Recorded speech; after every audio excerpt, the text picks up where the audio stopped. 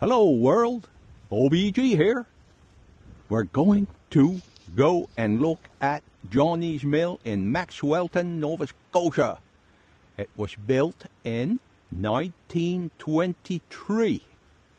So, by my calculations, that's 103 years.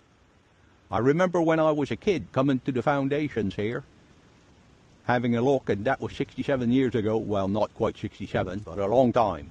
So we'll go see the foundations and see what we can see.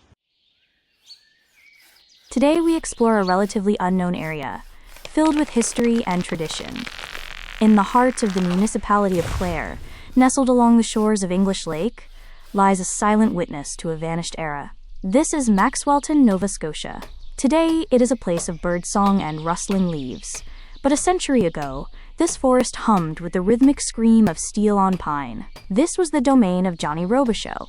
On July 8, 1923, this mill was at the height of its power, a cornerstone of the Acadian spirit that defines this coast. Acadians are a people of the land and the water, a resilience forged by a long and difficult history.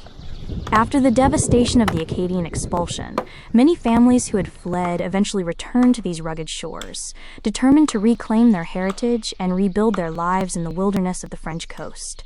When they settled these woods, they didn't just see a forest, they saw a future, a chance for economic independence and cultural preservation. These concrete walls, now cracked by frost and time, were the heartbeat of that vision.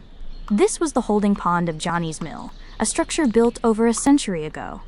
By capturing the flow of the river, Johnny's engineers harnessed the weight of the water itself to turn the wheels that ran the mill, transforming the raw timber of the backcountry into the foundations of a new Acadian legacy.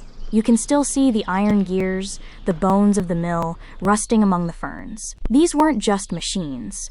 They were symbols of a community building itself from the ground up. Every board cut here went into the barns, churches, and homes of the families that still live in Clare today. But a mill is more than just gears and water. This chimney, hand-laid with local stone, has stood for over 100 years.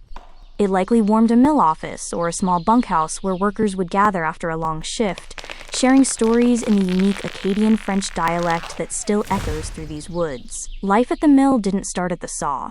It started miles away in the deep, frozen backcountry.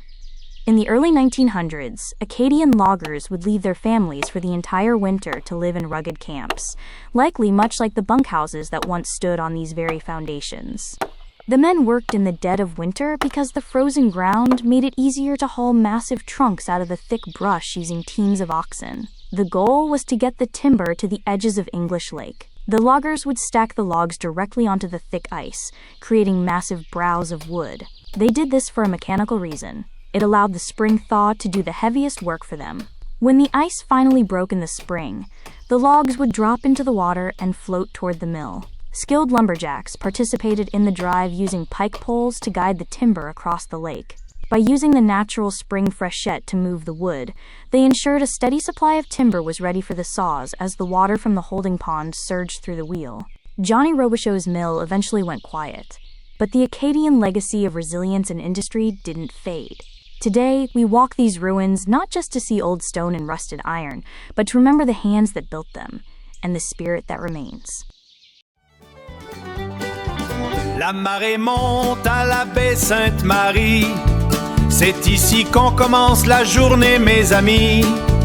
Avec Brenda, sur le bord on va marcher, ou ben pêcher, toujours prêt à s'amuser.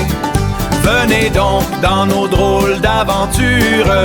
Oh, venez donc dans nos drôles d'aventures.